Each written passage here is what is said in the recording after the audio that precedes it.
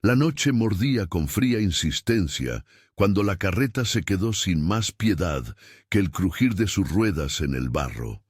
La lluvia, fina al principio, se había convertido en una cortina que borraba los contornos del camino y cualquier esperanza de regreso. Marta quedó de pie en ese umbral de agua y lodo, con el abrigo empapado pegado a la piel y la bota hundida en el barro. Su pierna derecha ya no respondía con la misma seguridad de antes. Un viejo tropiezo, una lesión mal atendida, y los años de desprecio habían hecho que su paso fuera medido, imperfecto. Para sus hermanos aquello era motivo suficiente para dejarla en la cuneta como si fuese un error que convenía olvidar. Rogelio la miró con dureza, la lluvia transformando su barba en hilos de sombra. Felipe, más joven y menos paciente, apretó los papeles que llevaba en la mano. Facturas, un certificado viejo del notario y una carta que olía a pólvora y a rencor. «No podemos seguir sosteniendo lo que no produce», dijo Rogelio, como si hablara de una cuenta pendiente. Marta, con la cabeza inclinada, buscó en sus ojos algo que la volviera humana para ellos. Solo halló la economía fría de dos hombres que contaban pérdidas y ganancias. La noche olía a tierra removida y a herrumbre. En su memoria, Marta vio fragmentos de infancia, la casa donde creció, la voz de una madre que dejaba un jardín de jazmines como herencia aromática, unas manos suaves que la trataban con ternura mientras la consolaban por una pierna que nunca fue perfecta. Esa voz le habló ahora desde lejos, como si quien la hubiera amado estuviera atada a otro tiempo. Recordó a Matilde, que entonces era una joven vecina que le entregaba trozos de pan y la escondía cuando los niños la señalaban.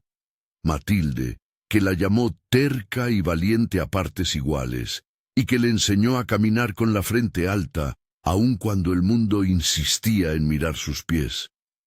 «No volverás a nuestra casa esta noche», dijo Felipe sin ocultar la rabia. «No después de lo que nos costó mantener la finca y pagar los médicos. No es de intención, es cuidado de la familia». Marta no entendió el eufemismo. Para ella, las manos que empujaban la carreta eran las mismas que habían atado su infancia a la lógica del lugar. Una muchacha que cojea no sirve para casamiento ventajoso ni para labores de campo que exijan largo andar. Ya a los 15 años, los vecinos susurraban que quizá era mejor deshacerse de lo que daba vergüenza.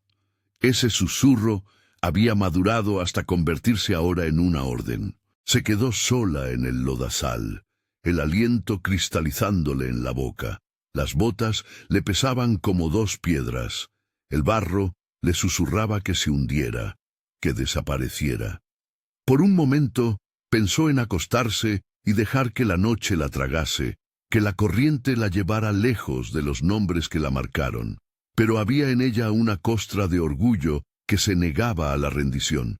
Respiró hondo, recogió la falda y avanzó a paso corto, cada zancada un pequeño triunfo.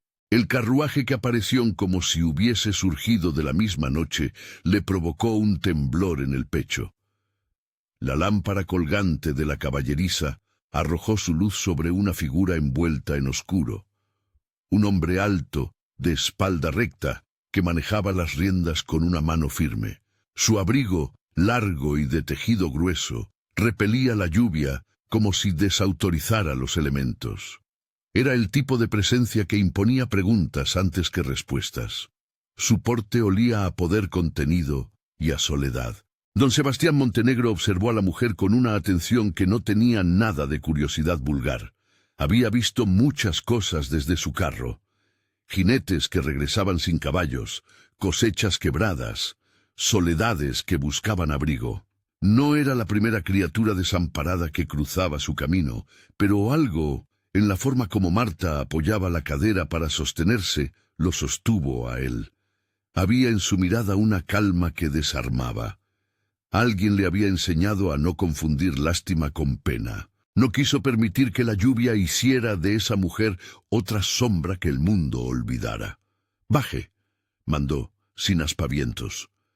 Sus palabras eran un mando que no pedía permiso.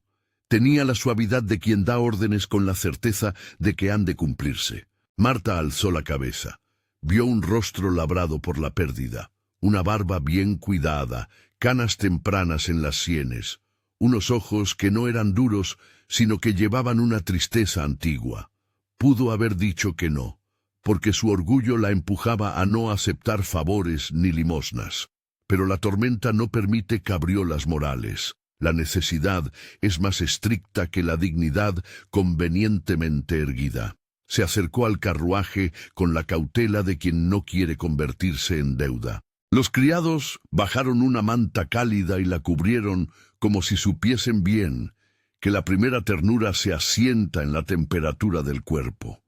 El bastón que don Sebastián ofreció no fue un gesto ostentoso. Lo presentó con la serenidad de quien entiende la diferencia entre cuidado y caridad humillante.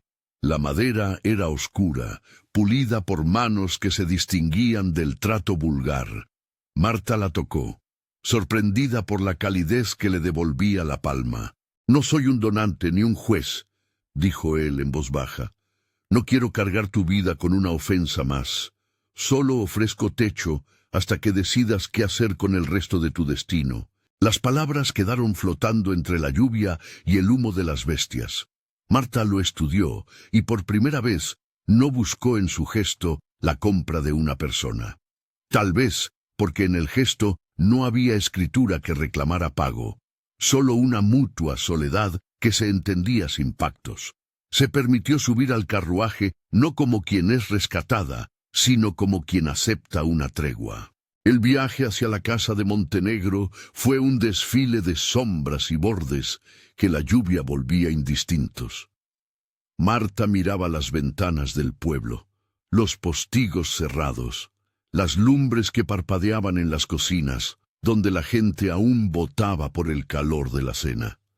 Los rumores ya habían empezado a encenderse en el aire. ¿Qué hace el viudo del valle llevando a una mujer coja? Murmuraban los que veían a lo lejos, juzgaban los que nunca habían cargado con su propio dolor. La mansión emergió por encima de los montes como un cuerpo que no conoce la intemperie. Sus muros altos, la columnata en la entrada, las gárgolas que miraban la noche con ceño de piedra. Todo lo que la propiedad mostraba era un exilio de bonanza que hacía más evidente la pobreza de quienes la rodeaban. Sebastián descendió y sin prisa pidió que le trajeran algo caliente y que la lavaran con infusiones suaves. Ordenó también que nadie debía hablar de la llegada en voz alta. El silencio allí era un decorado que iba a proteger a la mujer, no a ocultarla. La suite donde Marta fue llevada tenía cortinas pesadas de terciopelo que suavizaban el sonido de la lluvia. La cama era un remanso. La almohada olía a lavanda y a libros viejos. Ese cuarto tan lejos de la habitación con la que ella soñó en una infancia secreta, la sorprendió por su calma. Se lavaron las manos de Marta con agua templada, se le ofreció sopa y pan. La comida le cayó al alma como si la primera cuchara devolviera memorias de hogar. No hubo prisa por preguntar, no hubo inspecciones de su pasado, solo reposo y la presencia discreta de Matilde. Matilde era la ama de llaves. No era solo la mujer que mandaba a los sirvientes, era la que tenía ojos que no juzgaban. Tenía la experiencia de quien ha visto sufrir a otros y sabe que la mejor cura es el reconocimiento. Sus manos, acostumbradas a arreglar botones y limpiar manchas de vino, ahora ajustaban la manta en los hombros de Marta con la delicadeza de la costurera que no pretende mudar la figura sino vestir la dignidad. En la comisura de su sonrisa había años de complicidad con el dolor ajeno. Fue la primera en decir, sin preguntar, que había una habitación disponible para quien la necesitara. Por la noche, Marta no pudo dormir. El sonido del viento golpeando el tejado se mezclaba con un latido en su costado que era igual a la suma de miedo y esperanza. Recordó a su madre inclinarse sobre una herida y con voz dulce decirle: La vida no te pide que seas perfecta, solo valiente. La frase, dicha en la penumbra de su infancia, ahora le volvió con la fuerza de una profecía. ¿Sería capaz de ser valiente sin renunciar a su sentido de sí?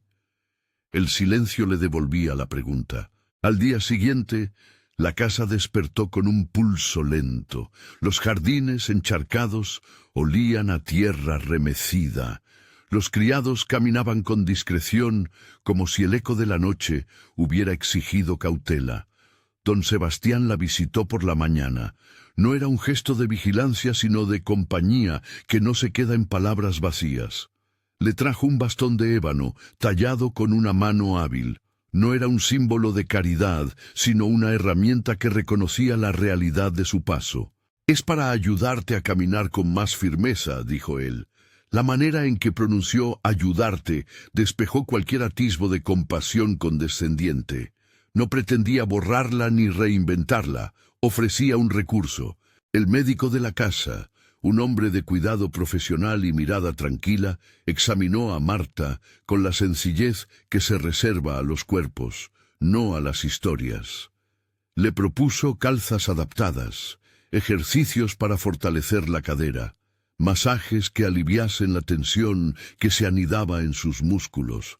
Todo ello sin promesas rotundas de curación. La medicina, en la mansión, fue ofrecida como alivio y no como destino final. Marta agradeció la honestidad.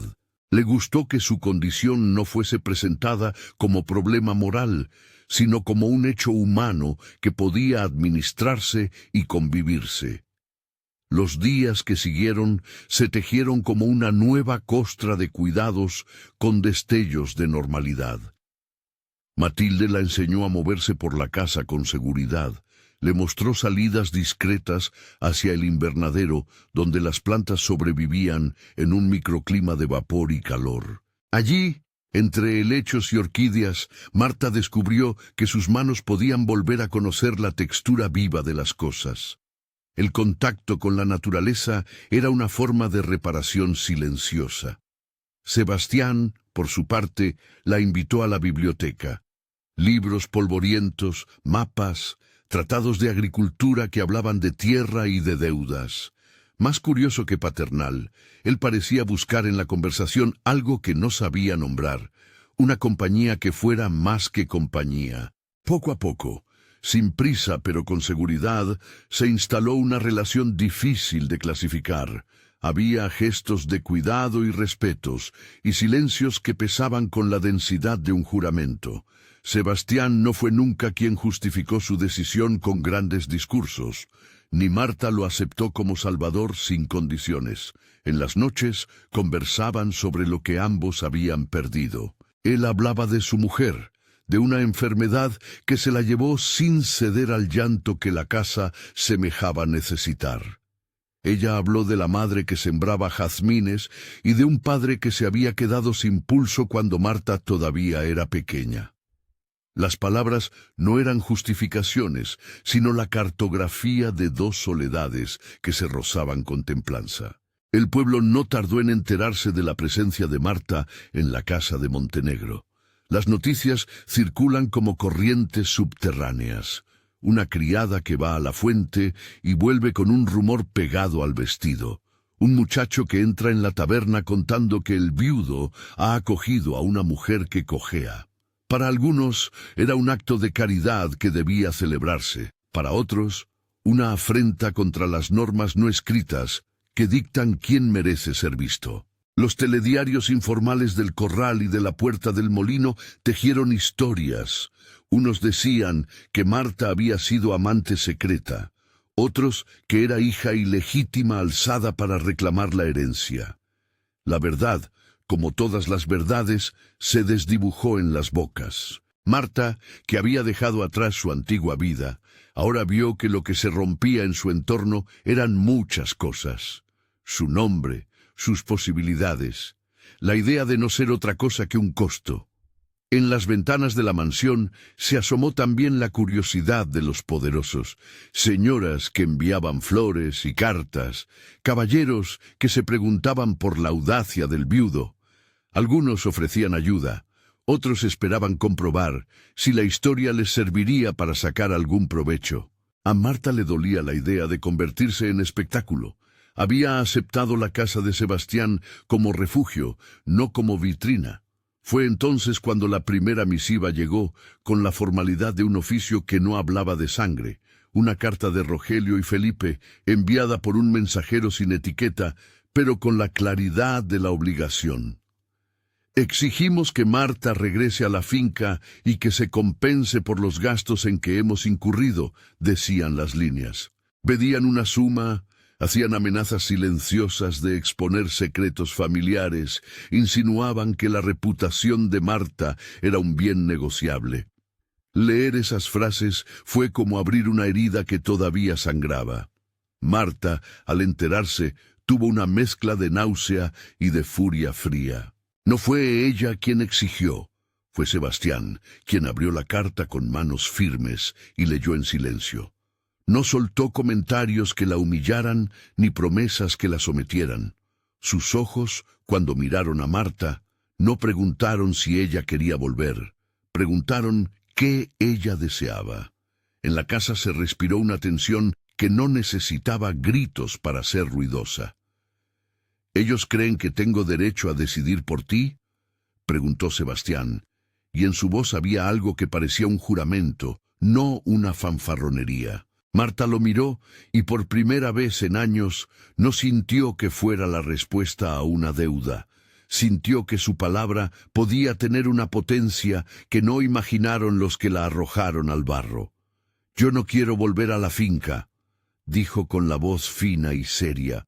«No quiero ser otra moneda en su comercio». El gesto le valió un silencio. Matilde, al fondo, apretó los labios. Era la primera vez que Marta pronunciaba una negativa rotunda y la casa le respondió con una posibilidad. Don Sebastián escuchó y, sin prometer imposiciones, dejó claro que no permitiría que la golpiza de la cobardía de los hermanos se mantuviera sin consecuencia. Habló de derechos, de contratos, de deudas de juego que, secretas, habían dejado a Rogelio y Felipe en mala posición frente a acreedores. No alardeó con deseos de humillar. Anunció una estrategia legal que podría restituir la posición de Marta sin subordinarla. Mencionó la idea de una estancia pública en la que la verdad sobre la familia podría salir a la luz sin violencia. Una fiesta en la que la sociedad juzgase con sus propios ojos y oídos. Marta sintió el pulso del plan más como un rumor que como una sentencia.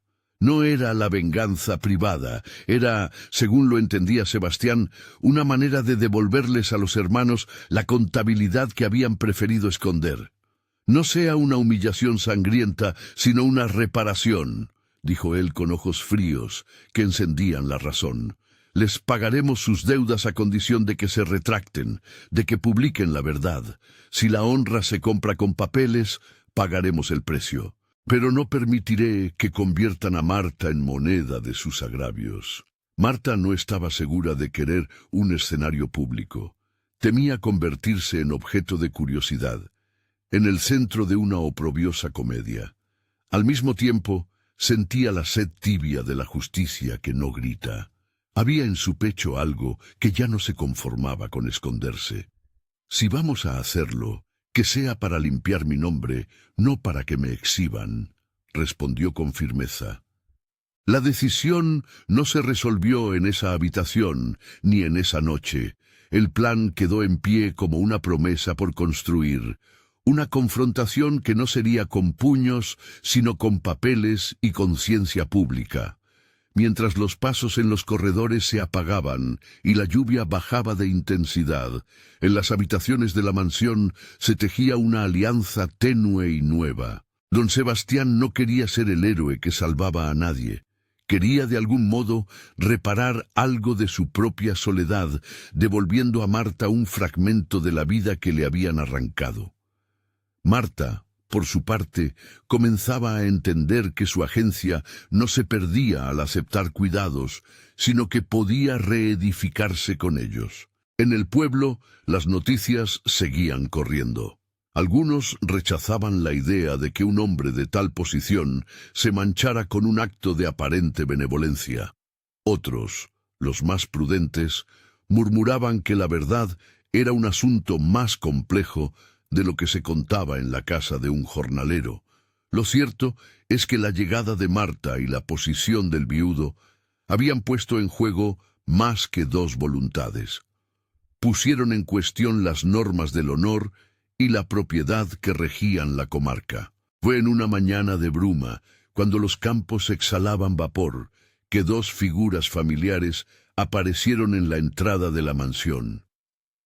Rogelio y Felipe se presentaron con las maneras de quien reclama por derecho lo que considera suyo. No venían con armas, venían con papeles y con la seguridad que dan las cuentas mal pagadas. Sus rostros estaban tensos. La ropa mostraba el desgaste de la tierra, pero sus ojos no ocultaban la intención. Sebastián lo recibió a la puerta con una calma que desarmaba. No hubo insultos, solo la rotunda serenidad de quien sabe que el momento de la prueba ha llegado.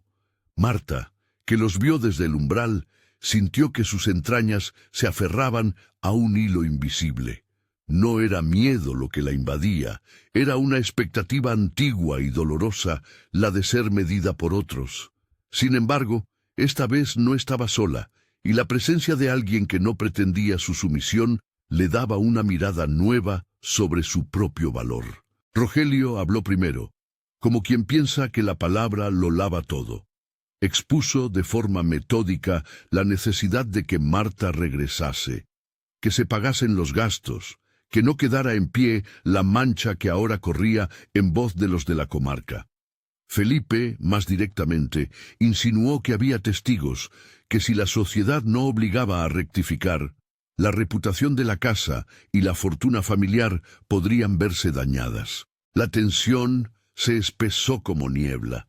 Sebastián dejó que hablaran. Su silencio no era vacío, sino calibrado. Cuando por fin tomó la palabra, lo hizo con una precisión que ella no conocía en los hombres de su linaje. Les ofreció un trato que los desconcertó. Pagaría las deudas que los ahogaban siempre que aceptaran retractarse públicamente, y también les proponía una solución que incluiría la restitución moral de Marta. No sería un simple retorno, sino un ajuste de cuentas que incluyera la publicación de la verdad, que no era una carga ni un invento, sino una mujer con derechos. Rogelio y Felipe reaccionaron con la previsible codicia de quien escucha la posibilidad de dinero fácil. No era precisamente la gratitud lo que les movía, sino la frialdad de su interés. Por un momento, la conversación se arrugó en la contemplación del beneficio. Luego, la rabia que nunca desaparece en el corazón de aquellos que se creen traicionados por la historia tomó forma y amenazó con estallar. Marta sintió el peso de la decisión pendiendo sobre su cabeza. Si aceptaba, la deuda se pagaría y sus hermanos serían forzados a abandonar la farsa. Si rehusaba, quizá todo quedaría en amenazas y rumores. Había otra opción: presentarse ella misma ante la gente y hablar en su nombre. La sola idea la atemorizaba, la sola posibilidad le daba un vértigo que no había sentido desde su infancia. Pero ahora, con la casa como fondo y el bastón en su mano, supo que ya no quería que otros escribieran su historia. Antes de que la discusión terminara en gritos, Sebastián la miró y le ofreció una herramienta que no era metal ni letra: la elección. «Habla cuando quieras», le dijo, «y cuando lo hagas, tendrás mi apoyo por la ley y por la sociedad». Fue una oferta simple, pero pesó más que cualquier precepto anterior. En el patio del fondo, una enredadera de jazmín liberaba su perfume como una nota familiar que ningún tiempo había logrado borrar. Marta cerró los ojos y por primera vez, desde la lluvia, sintió que su voz podría ser escuchada sin que la redujeran a moneda o lástima. No sabía aún cómo lo haría. Solo sabía que no cedería el hilo de su propia historia. El encuentro quedó en suspenso como una cuerda tensa a punto de romper. La primera batalla estaba planteada. No sería de sangre, sino de papeles y miradas, de contratos y reputación. Y en la calma posterior, mientras las nubes se alejaban y una tímida luz se colaba entre los aleros, Marta comprendió que la mansión no era un refugio que la alejara de la vida, sino el escenario donde por fin tendría que decidir qué clase de mujer quería ser frente a los demás y frente a sí misma. La decisión quedó colgando en el aire como un hilo de luz. Los jardines retomaron su silencio, y en ese silencio Marta sintió por primera vez que la elección la pertenecía por entero. No fue un alivio inmediato, fue una responsabilidad que le caló los huesos y le encendió una claridad nueva.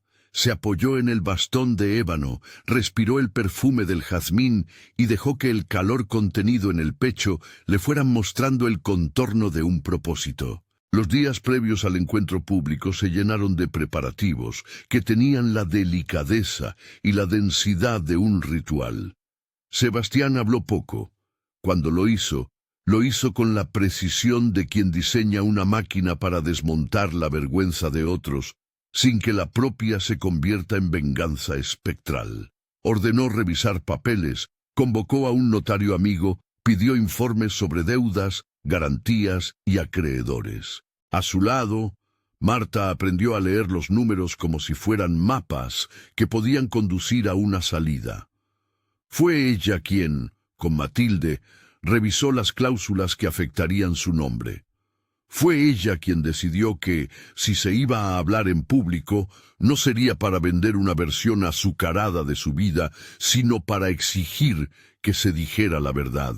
Hubo, en medio de esas gestiones, momentos de una intimidad sin dramatismo que los aceraron más que cualquier declaración húmeda. Una tarde, sentados en la biblioteca con la lluvia golpeando las vidrieras, Marta leyó en voz alta una carta que su madre había escrito años atrás, una nota pequeña, escrita con letras desiguales, que hablaba de plantas, de amaneceres y de cómo nadie debía medir el valor de una vida por la capacidad de sus piernas. Al terminar, Sebastián la miró con una ternura que no contenía rescate sino reconocimiento. «Tu madre sabía de dignidad», murmuró él. «Y no la encuentre quien la compra con palabras bonitas. Se defiende con hechos». Ella sonrió sin añadir nada. Había un gesto que emergía entre ellos con la discreción de una costura nueva, la voluntad de sostener la decisión ajena como un acto de amor. No hubo imposiciones, sino propuestas y espacio para decir no. Fue esa libertad la que poco a poco convirtió la dependencia en alianza. En la casa se organizaron ensayos. No eran bailes pomposos de salón, sino ejercicios de adaptación que la sirviera a Marta para desplazarse con seguridad, para que la cojera se integrara en un andar que hablara de firmeza más que de defecto. Matilde fue la coreógrafa secreta. Faldas remendadas por detrás para que el paso no se engancharan. Un forro deslizante en la tela del vestido para que se abriese con gracia.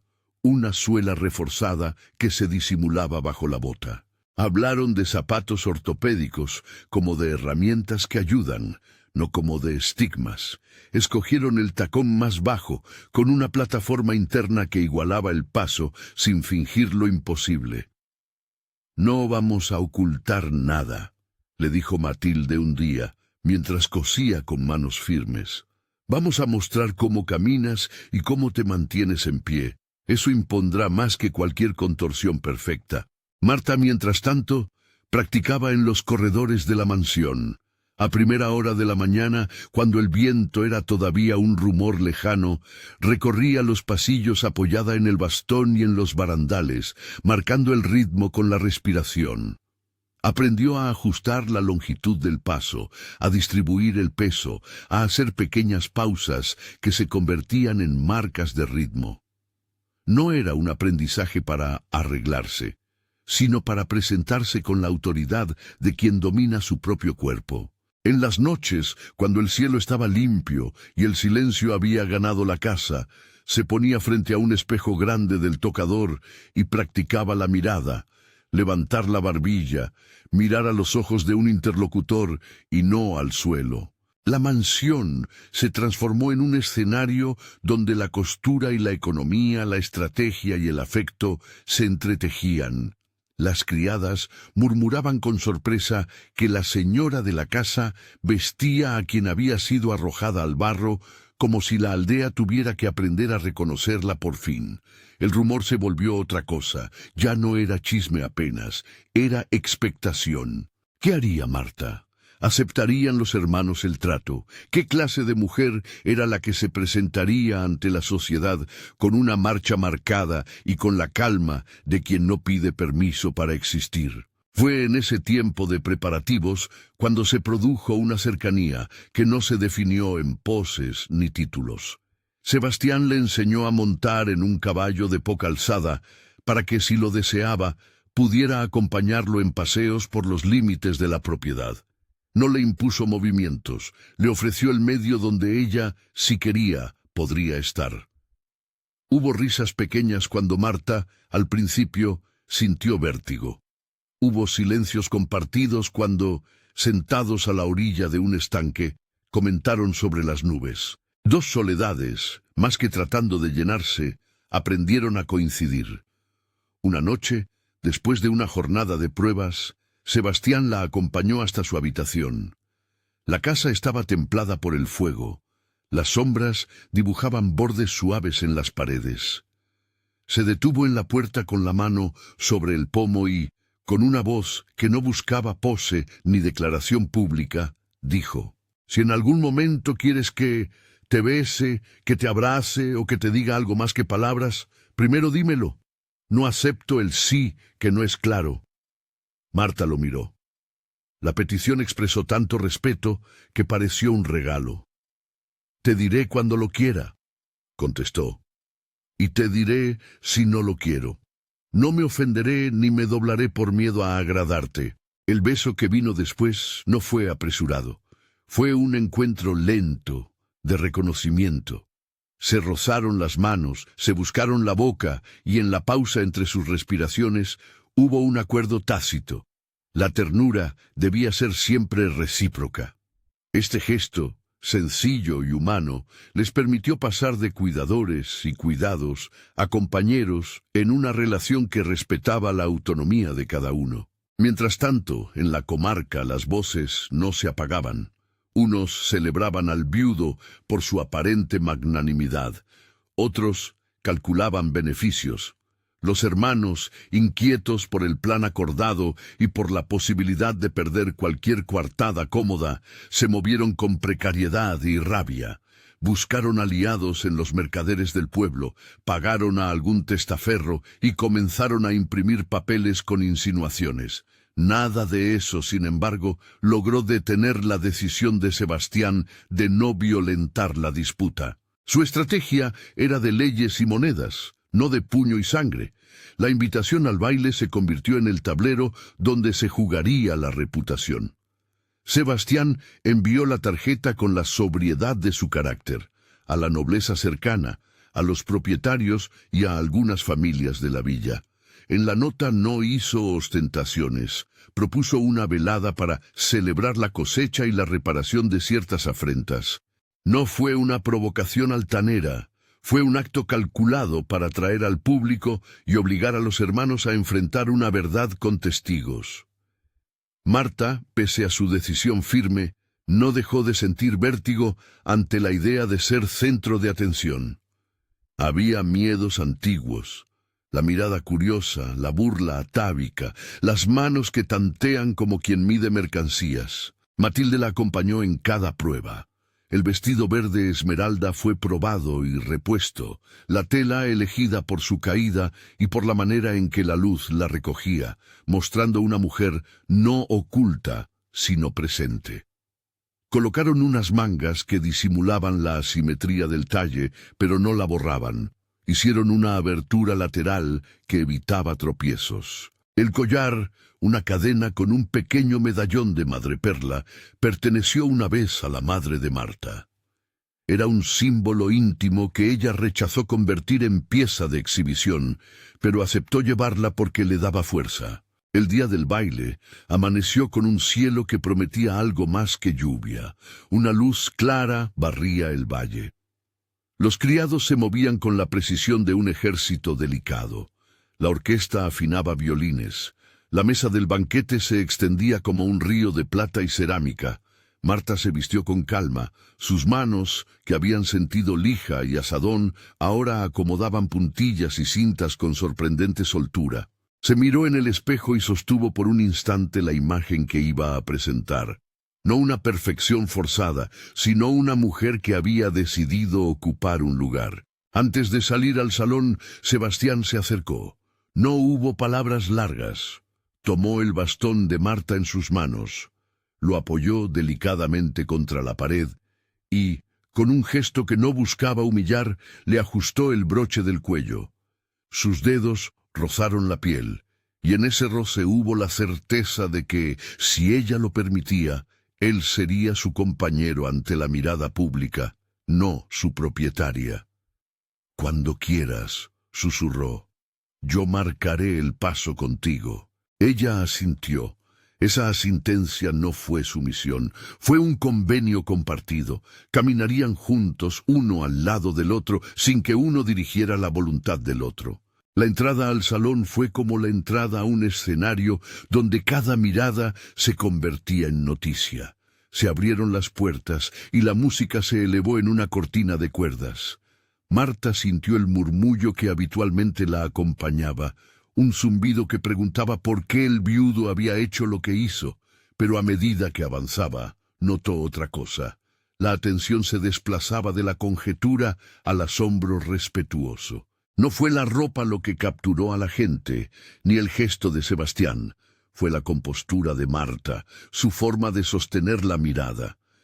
La danza que comenzó no fue una exhibición de virtuosismo, sino una coreografía diseñada para que la cojera se conjugara con el ritmo. Paso a paso, con pequeñas adaptaciones, Marta encontró la manera de moverse que no pretendía ocultar nada, pero sí imponer presencia. Sebastián fue su ancla y su contraparte. No la arrastró ni la sustituyó. Marcó con su cuerpo un apoyo estable. En el proceso, el público comenzó a percibir algo que no esperaba. No una reparación estética, sino una afirmación. Aquella mujer que una noche había sido arrojada al barro, ahora dictaba el compás. Cuando la música alcanzó un crescendo, los hermanos irrumpieron en la sala. No lo hicieron con discreción. Su entrada fue un golpe frío.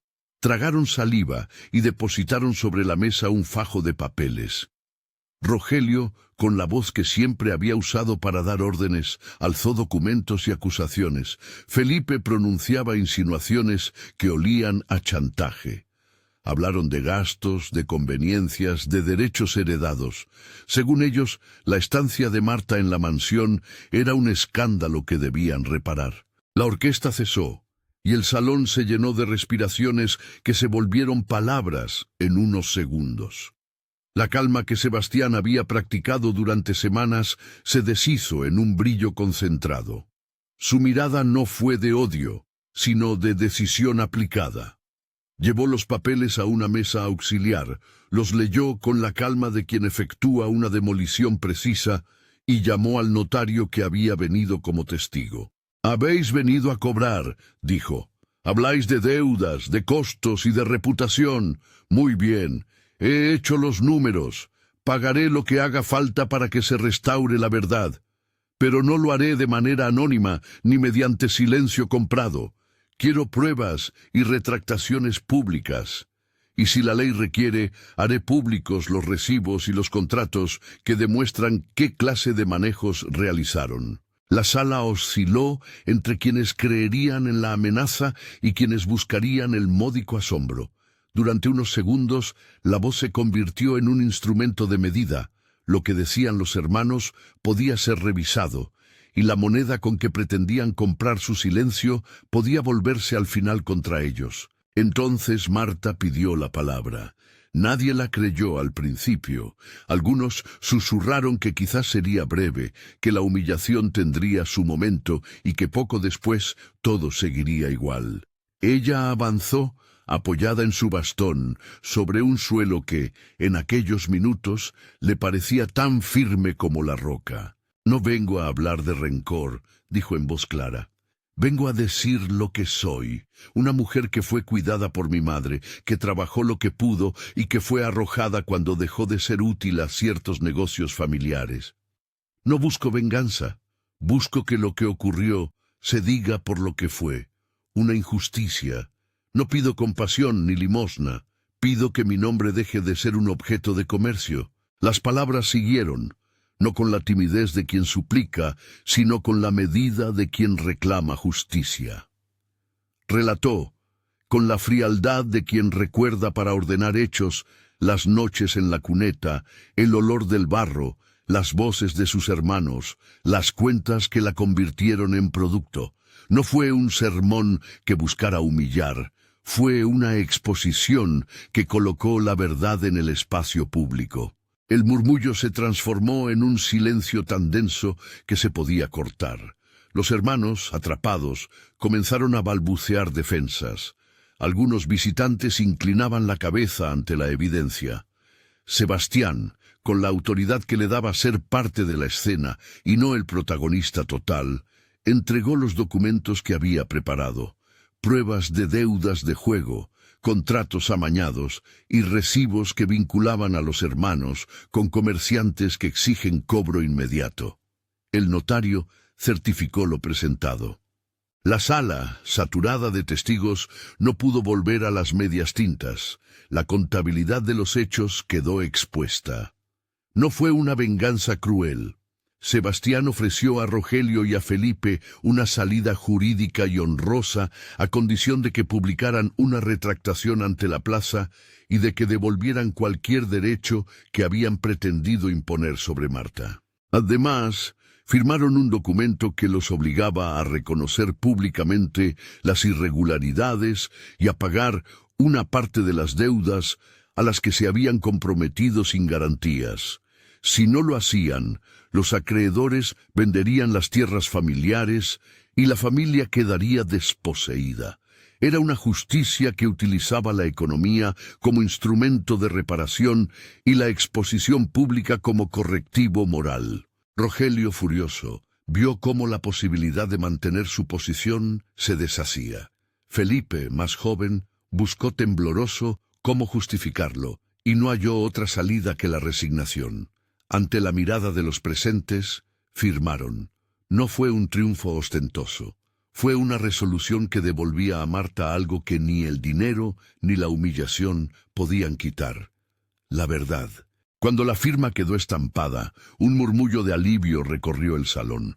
Algunos visitantes aplaudieron, otros permanecieron inmóviles, asimilando cómo la balanza había cambiado de lado. La noche, que antes presagiaba escarnio, se transformó en una celebración de respeto. Sebastián tomó entonces la mano de Marta. No la levantó en un gesto de posesión. La tomó como un compañero que se prepara para un paso solemne. «Marta», dijo con voz que no estaba preparada para ceremonia, pero sí para verdad, «ante todos estos testigos, quiero pedirte algo que no es una reparación ni una deuda que pago por mí, sino una elección. Quieres caminar a mi lado, no porque yo te haya sacado del barro, sino porque te reconozco digna, porque deseo ser parte de la vida que has decidido vivir». Hubo en el acto la desnudez de lo simple. No fue una dedicatoria de riquezas, ni una promesa de transformaciones irreales. Fue una petición que reconocía la agencia de Marta y la proyectaba en un futuro compartido. Ella lo miró. Por un instante, la sala contuvo hasta el soplo de una vela. Marta recordó la carta de su madre, el bastón, los ensayos, la noche en la que fue arrojada al barro y la que le ofrecieron una casa. Todo confluyó en una decisión que no se tomaba por gratitud, sino por convicción. Sí, contestó, quiero que estemos juntos, pero quiero que esto quede claro. No soy un pago ni un premio. Soy compañera y caminaré contigo en pie de igualdad. Sus palabras no fueron una caridad. Fueron la declaración más fuerte de la noche, una exigencia de reciprocidad. El salón estalló en aplausos sinceros, no porque la pareja fuera un espectáculo, sino porque la gente había presenciado una restitución que devolvía a la comunidad la posibilidad de mirar a los otros sin instrumentalizarlos. La pedida, aunque pública, no degradó la intimidad. Hubo un beso dulce y lento que selló la oferta y la aceptación. No fue una consumación violenta ni un acto de subordinación. Fue un gesto de complicidad. Algunos miraron con lágrimas, otros con sonrisas sorprendidas. Los hermanos retrocedieron, derrotados por la claridad de los hechos y por la nueva alianza entre el poder y la verdad. La noche siguió con danzas donde Marta ya no fue el centro de la atención morbosa, sino la figura que marcaba el ritmo con una tranquilidad que los enmudeció. La justicia, en su forma legal y simbólica, había hecho su trabajo sin provocar sangre ni humillaciones físicas. Había utilizado contratos, testigos y la exposición pública como herramientas. La venganza, si la hubo, fue la de la verdad revelada y la de los hombres obligados a sostener lo que habían hecho. Los días siguientes trajeron consecuencias tangibles. Rogelio y Felipe, obligados por los papeles firmados, tuvieron que reparar parte de lo que debían. Publicar sus retractaciones en el mismo mercado donde antiguamente medían piezas humanas. Y como ahora la comunidad los miraba con recelo, vieron cómo su influencia menguaba. No se trató de una ruina que buscara el castigo, sino de una restitución que devolvía a la comarca la posibilidad de un orden más justo. Algunos vecinos perdonaron. Otros miraron con distancia. La familia de origen de Marta quedó, por un tiempo, en silencio. En la mansión, la vida se reorganizó en una cotidianidad que mezcló responsabilidades y cariño. No hubo un cambio inmediato en la condición física de Marta. La cojera persistió y ella la llevó como parte de su historia. Sin embargo, caminaba con una nueva firmeza que no provenía solo del bastón, sino de la certeza de que su presencia pesaba en la balanza moral del lugar. Sebastián, por su parte, dejó de ser solamente un viudo poderoso. Se convirtió en compañero y en coautor de una vida compartida. La relación no estuvo exenta de desafíos. Hubo discusiones sobre negocios, sobre la manera de administrar la finca, sobre cómo involucrar a la comunidad. Pero esas fricciones estuvieron marcadas por el respeto mutuo y por la necesidad de acordar. El tiempo trajo también una maternidad deseada y tratada con esa misma prudencia. Marta y Sebastián pensaron juntos si querrían tener hijos. Decidieron que sí. Después de conversaciones largas, consultas médicas que ofrecían alivios y acompañamientos sin prometer milagros, y una preparación afectiva que consideraba ambos deseos. Los cuidados para Marta antes y después del parto fueron profesionales y humanos, y cuando llegó la primera hija, la emoción no fue un tema de perfección, sino de plenitud. Marta amamantó, sostuvo, enseñó. Su cuerpo fue el de una madre que conserva sus límites y los expone con orgullo. 5 años después, la mansión tuvo el sonido de la familia. Risitas de niños en el corredor, el eco de pasos que no necesitaban esconderse. La voz de Matilde recomendando con dulzura si más pan o menos azúcar. Se plantaron nuevas enredaderas de jazmín en los límites del huerto. Sus flores volvían a traer la memoria de la madre de Marta. La finca produjo en abundancia y además abrió un pequeño taller donde antiguas mujeres del pueblo aprendían a coser y a gestionar ventas, una iniciativa que Marta impulsó para que nadie más fuera descartado por razones económicas o físicas. Rogelio y Felipe siguieron en la vida pública, pero su influencia quedó reducida a la medida de sus actos pasados. Algunos intentaron la reconciliación, otros prefirieron el silencio.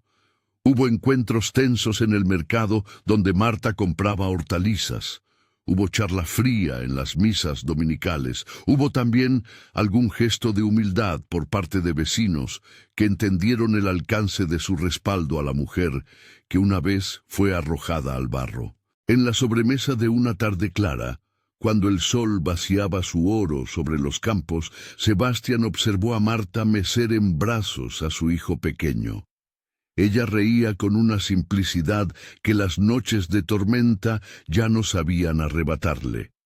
Se acercó, la tomó por detrás con naturalidad, posó la barbilla en su hombro y susurró: «Hiciste bien en no ceder tu historia a otros». Ella apoyó la cabeza en su brazo y contestó: «Hice lo que pude, y ahora hacemos lo que podemos». No hubo regalos grandilocuentes, no hubo grandes monumentos.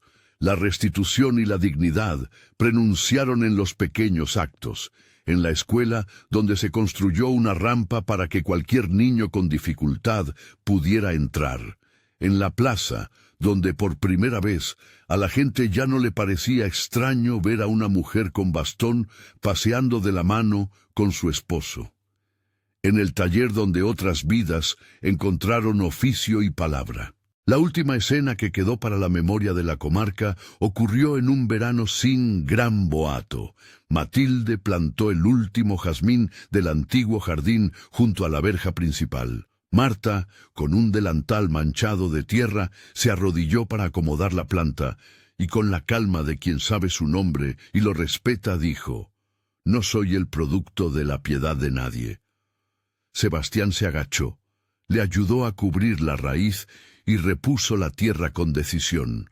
«Eres la presencia que obligó a la gente a mirarse», dijo él, «y eso es lo que importa». La marea de murmullos que una vez amenazó con arrastrarla se había convertido en una corriente que enriquecía la tierra.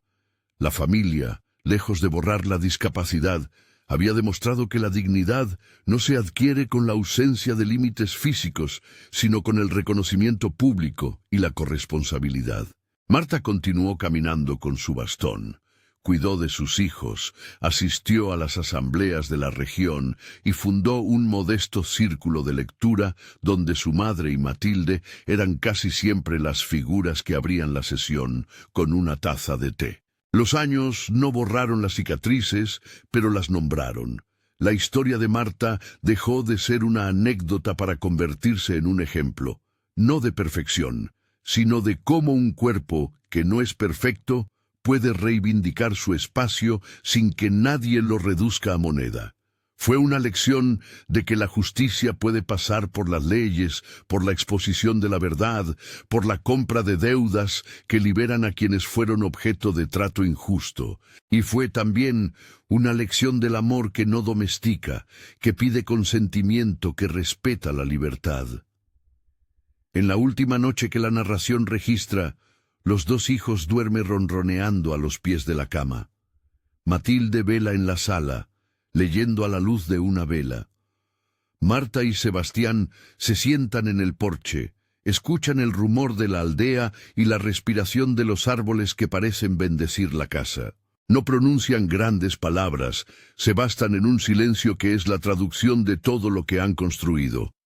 A lo lejos, las luces de la villa titilan como testigos. Marta apoya la mano en la de Sebastián y con la voz baja le dice: «Gracias por creer que mi historia podía terminar de otra manera». Él aprieta su mano y responde: «Gracias por darme la oportunidad de ser mejor que mi pasado». No hubo más. La historia termina en la sencillez de ese intercambio. No una clausura grandilocuente, sino la constatación de que la dignidad y el amor cotidiano son la forma más eficaz de reparar lo que el desprecio había roto. Si esta historia te conmovió, suscríbete y cuenta desde dónde nos miras. ¿Crees que Marta hizo lo correcto al enfrentarse y aceptar la vida que eligió? Comenta abajo y acompáñanos en la próxima historia.